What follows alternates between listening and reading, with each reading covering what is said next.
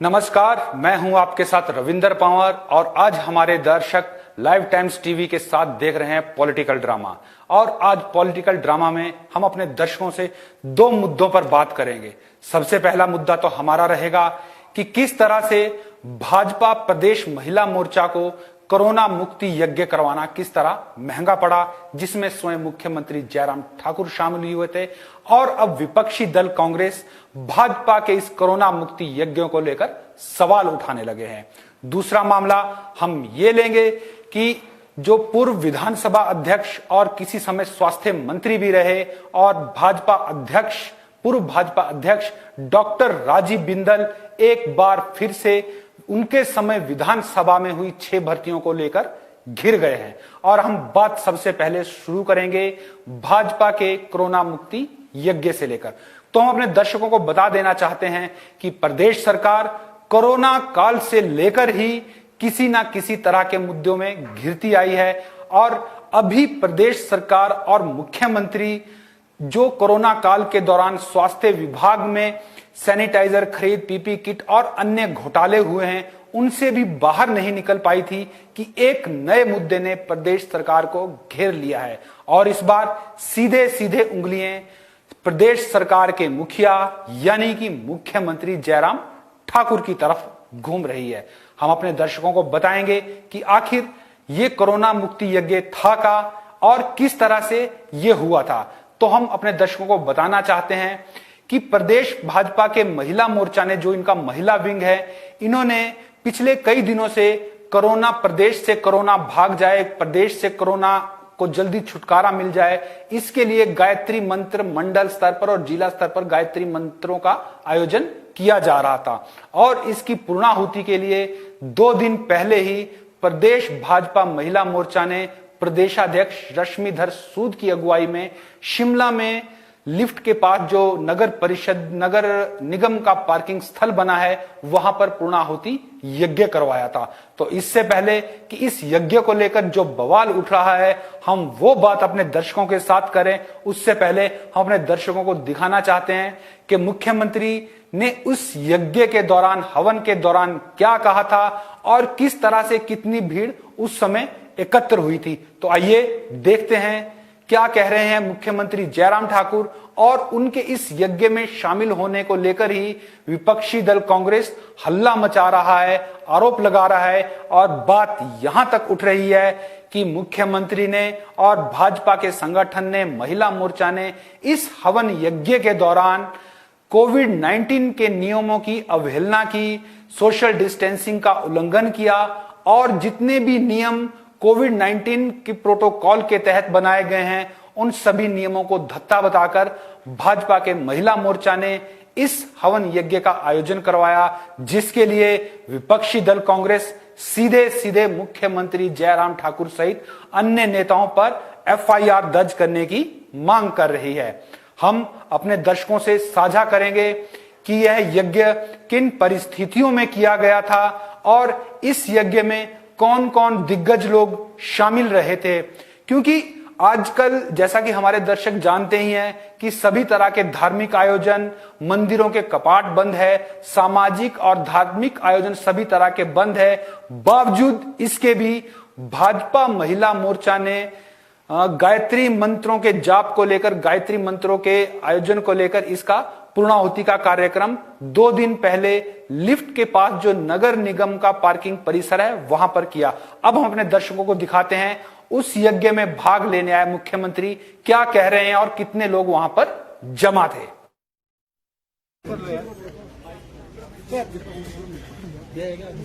देखिए, भारतीय संस्कृति में हमारी बहुत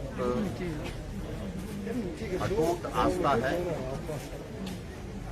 कि जब भी इस प्रकार का संकट आता है समाज पर, देश पर, दुनिया पर, तो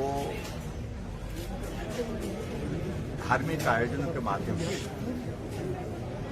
हम ईश्वर से प्रार्थना करते हैं, देवी देवताओं से प्रार्थना करते हैं, ये संकट जल्दी समाप्त हो जाए, संकट टल जाए और जिससे मानव जीवन को कोई क्षति ना हो, उस दृष्टि से एक आयोजन और ये हवन आज समापन की ओर है और आज जब इसकी जो है वो पूर्णाहुति है और मैं ईश्वर से, देवी देवताओं से इस बात के लिए प्रार्थना करता हूँ, विशेष तौर से इस कोरोना के इस संकट को अब जल्दी से समाप्त हो, ऐसे हम सब पर कृपा हो, ऐसा मैं ईश्वर से प्रार्थना करता हूं। और महिला मोर्चा की सारी टीम को, महिला मोर्चा की अध्यक्षा और इनकी सारी टीम को बहुत बहुत बधाई देता हूं कि ये यज्ञ जो आज जो है वो शांति के लिए किया गया है और खास तौर से इस कोरोना के इस दौर में हम संकट से बाहर निकलते थे, उस प्रकार से जीवन व्यतीत कर सके, उस दृष्टि से इस यज्ञ के का बड़ा महत्व है। बहुत बहुत भर्गो देवस्य धीमहि धियो यो नः प्रचोदयात् स्वाहा। भर्गो देवस्य धीमहि धियो यो नः प्रचोदयात् स्वाहा। इदं गायत्री इदं नमः। ॐ भूर्भुवः स्वः तत्सवितुर्वरेण्यं भर्गो देवस्य धीमहि धियो यो नः प्रचोदयात् स्वाहा। इदं गायत्री इदं नमः।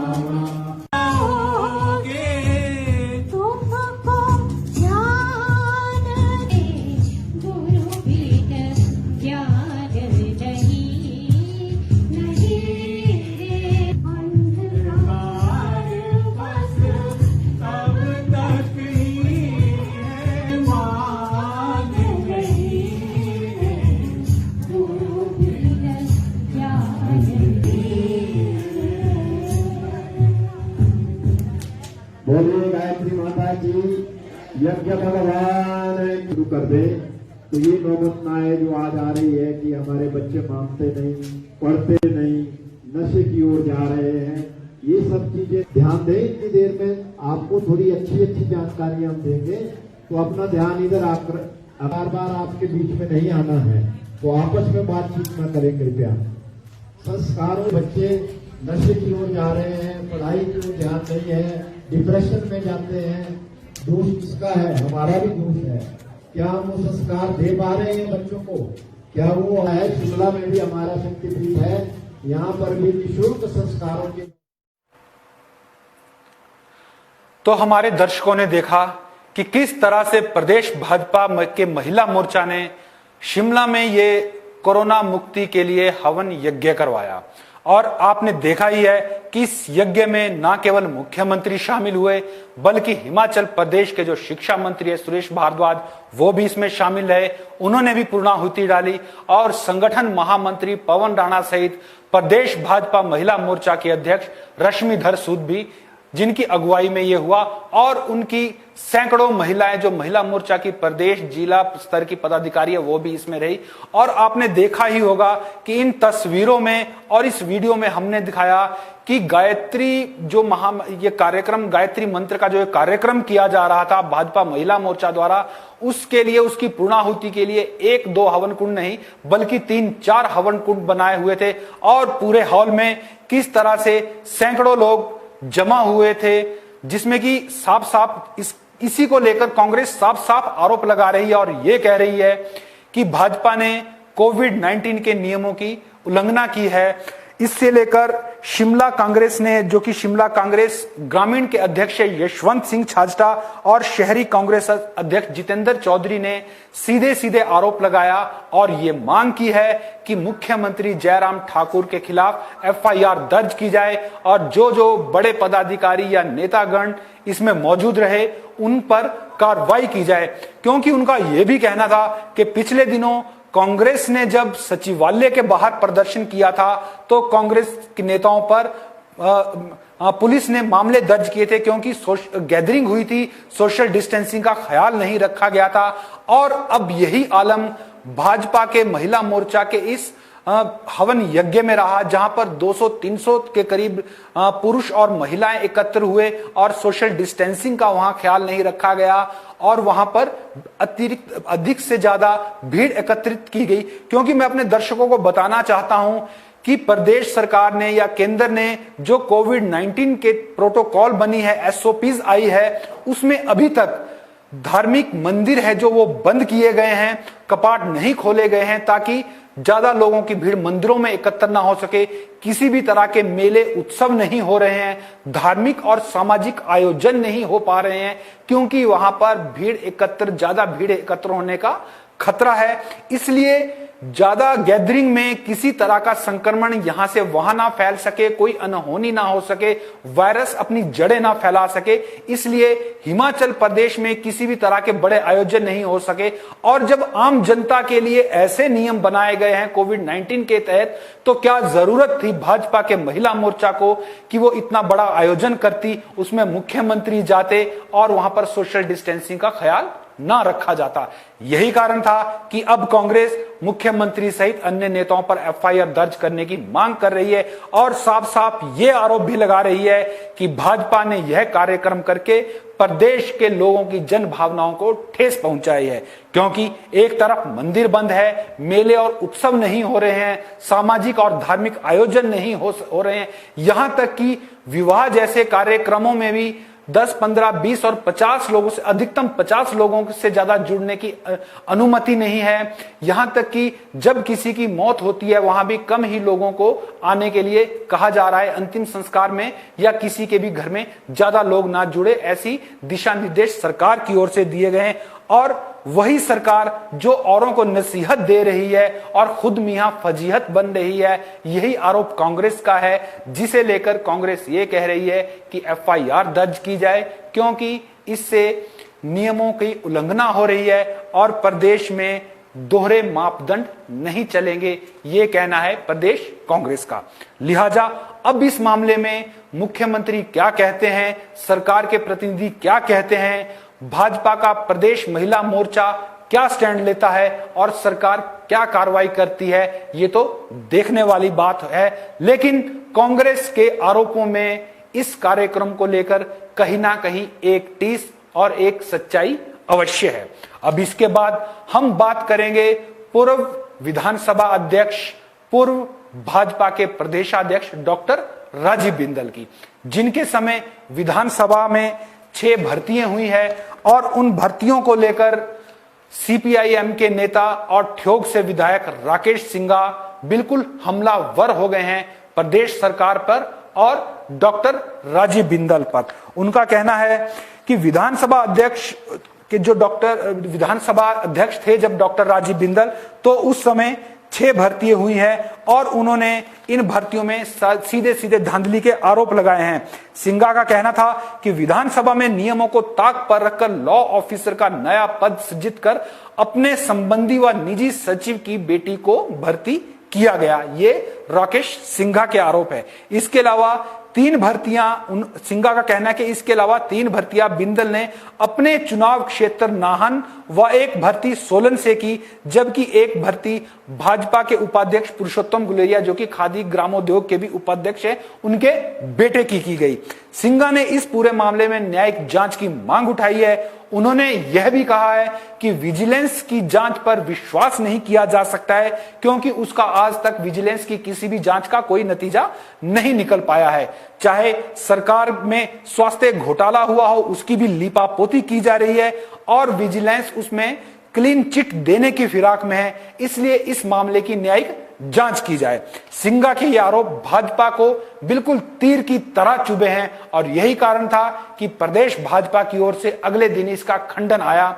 और इसके बाद पिछले कल ही नाहन के विधायक डॉक्टर राजीव बिंदल ने नाहन में पत्रकार वार्ता की और उनका यह कहना था कि यह भर्ती पूरी तरह से बिल्कुल नियमों को ध्यान में रख के की गई है। हम इस पर बाद में चर्चा करेंगे, पहले सुनिए कि डॉक्टर राजीव बिंदल सिंघा के इन आरोपों को लेकर क्या कह रहे हैं।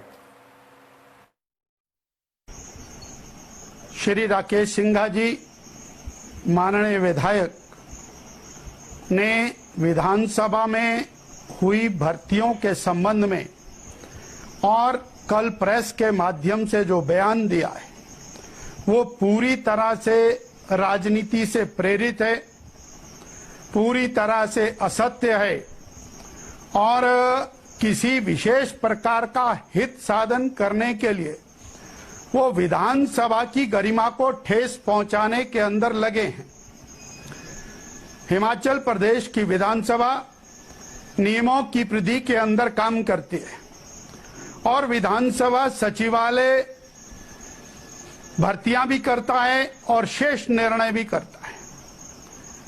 मैं एक बात बताना चाहता हूं कि विधानसभा सचिवालय अपने कार्यों का निष्पादन बिना किसी लाग लपेट के सरकार गैर सरकार सभी के विचारों को सम्मिलित करके नियमों की परिधि में कार्य करता है। ऐसे में राकेश जी का जो बयान वो पूरी तरह से राजनीतिक बयान, उनका ये कहना कि डॉक्टर राजीव बिंदल ने अपने रिश्तेदारों को नौकरी पर रखा। मैं कहना चाहूंगा जो भी लोग लगे हैं उनमें से ना तो कोई मेरा रिश्तेदार है और ना ही किसी की सिफारिश की गई है। और मेरिट और एग्जाम लेना ये पूरी तरह से विधानसभा सचिवालय का काम है और उन्होंने अवश्य इस बात की चिंता की गई होगी। मेरा फिर दोबारा ये राकेश जी से कहना कि विधानसभा सबके लिए पूरी तरह सम्मान का और लोकतंत्र का मंदिर है, उसकी प्रतिष्ठा को इस तरह से।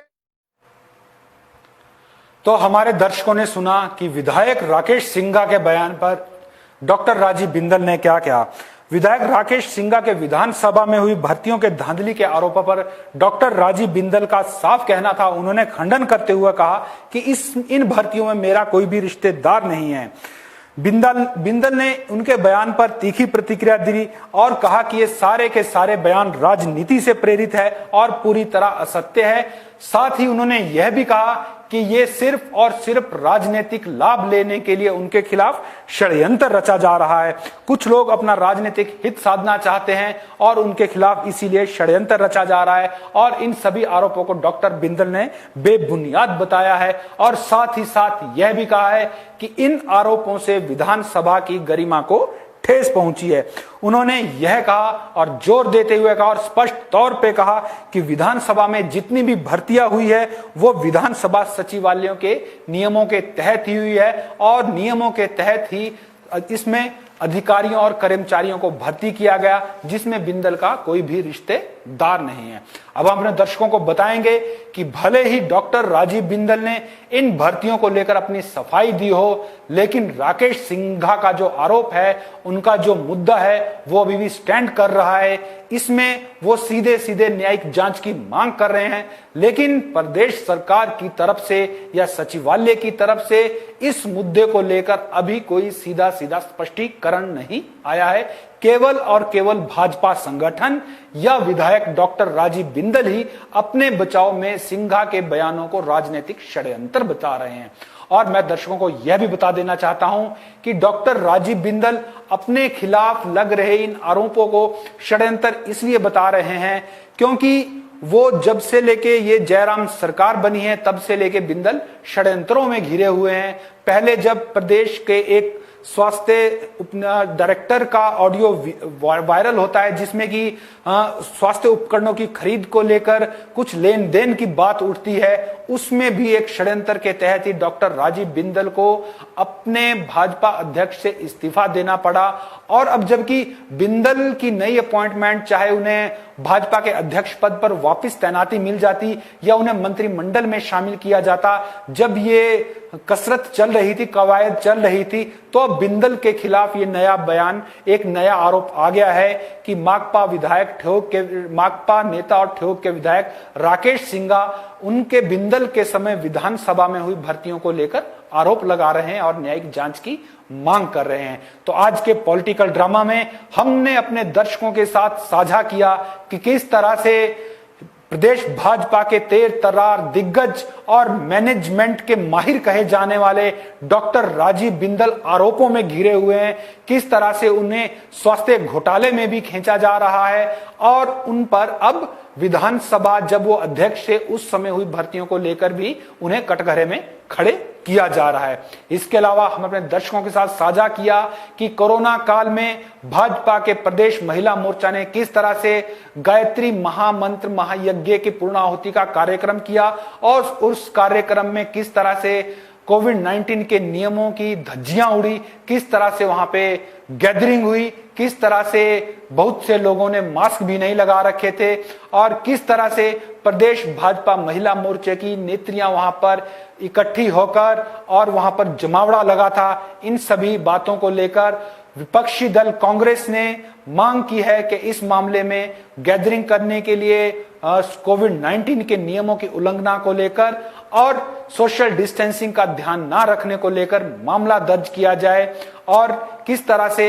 इस मुद्दे पर बवाल हो रहा है। अब कांग्रेस इसमें और कितना विरोध प्रदर्शन करती है या कितना इस मामले को आगे लेकर जाती है, ये तो आने वाला समय ही बताएगा। लेकिन अभी तक इन दोनों मामलों में सरकार की ओर से कोई आधिकारिक बयान नहीं आया है। मुख्यमंत्री का बचाव और इस कार्यक्रम का बचाव या इस भाजपा महिला मोर्चा के इस कोरोना मुक्ति यज्ञ में जो भीड़ जुटी थी, किस तरह से उसे पैसिफाई किया जाता है, पार्टी की ओर से अभी भी इस तरह का बयान नहीं आया है। ना ही कोई सरकारी अधिकृत मंत्री संतरी या कोई नेता मुख्यमंत्री का बचाव कर रहा है। जिस मुद्दे में कांग्रेस मुख्यमंत्री के खिलाफ एफआईआर की मांग कर रही है।